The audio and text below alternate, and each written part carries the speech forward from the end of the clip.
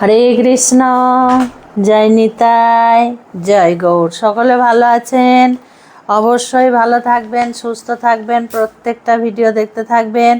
সন্ধে 6:30 থেকে রাত্রি 8:30 পর্যন্ত আমার ফোন খোলা। যারা দীক্ষা নিতে ইচ্ছুক তারা অবশ্যই আমাকে ফোনে যোগাযোগ করবেন। আমি সব কিছু ফোনে বলে দেব কি করতে হবে না করতে হবে। শ্রাবণ মাস তো শুরু হয়ে গেল। শ্রাবণ মাস আর কটা দিন। যারা ভাবছো যে আমরা একাদশীর দিন থেকে শুরু করব, সেটাও হবে। যারা ভাবছো যে আমরা শ্রাবণ মাসের 1 তারিখ থেকে শুরু করব, সেটাও হবে।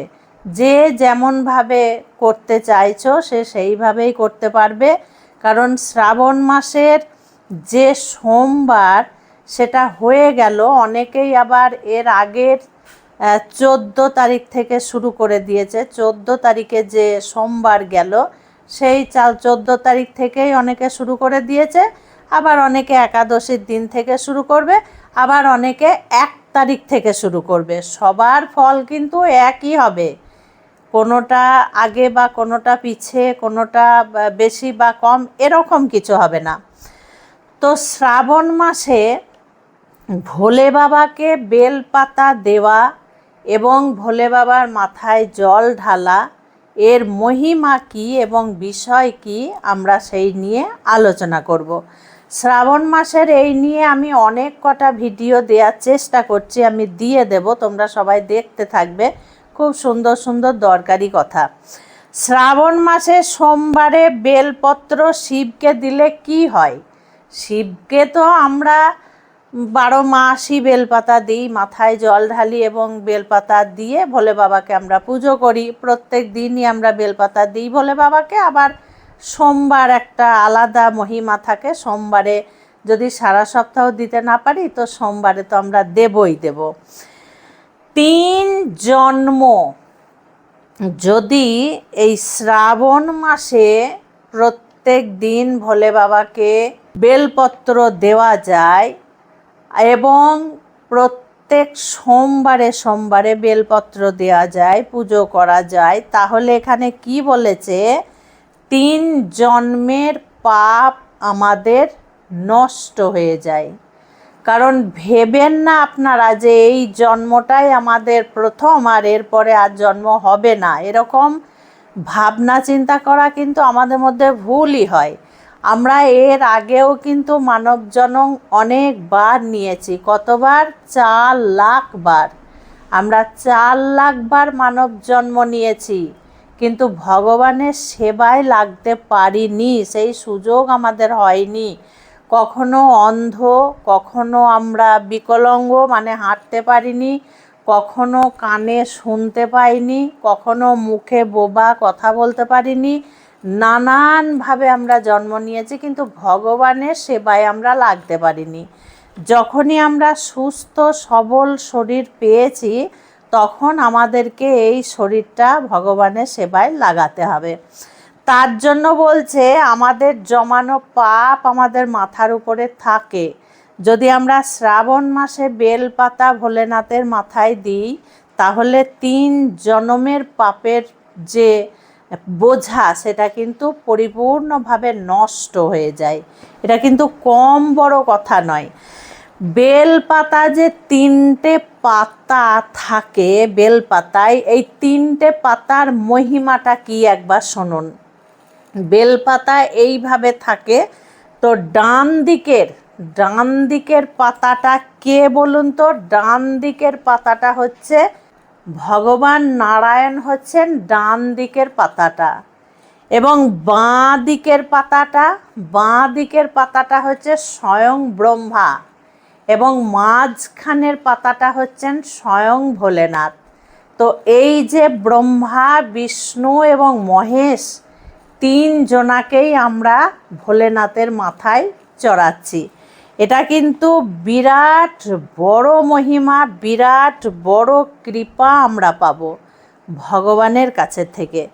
আবার শোনেন, একটা বেলপাতা শ্রাবণ মাসে যদি আমরা দিই তাহলে কি হয় জানেন? আমাদের সঙ্গে 1 কোটি কন্যা দানের ফল লাভ হয়, আমরা লাভ করতে পারি।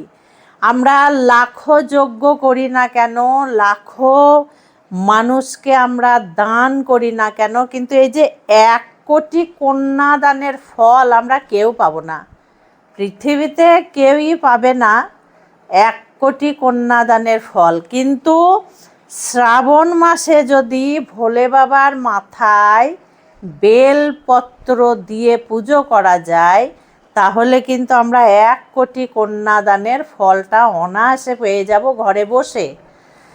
ভোলে বাবা হচ্ছেন সবচেয়ে ভোলা, যার জন্য বাবার নামই হচ্ছে ভোলে বাবা। দেখুন, কন্যাদানের মহিমা কিন্তু খুব সুন্দরভাবে শাস্ত্রতে তুলে ধরা হয়েছে। কন্যাদান মহৎ দান, এই কন্যাদান হচ্ছে এত ভালো, এর মহিমা অনেক আছে, বলতে গেলে অনেক হয়ে যাবে। তো আমরা এই কন্যাদানের ফলটা অবশ্যই পেতে পারি।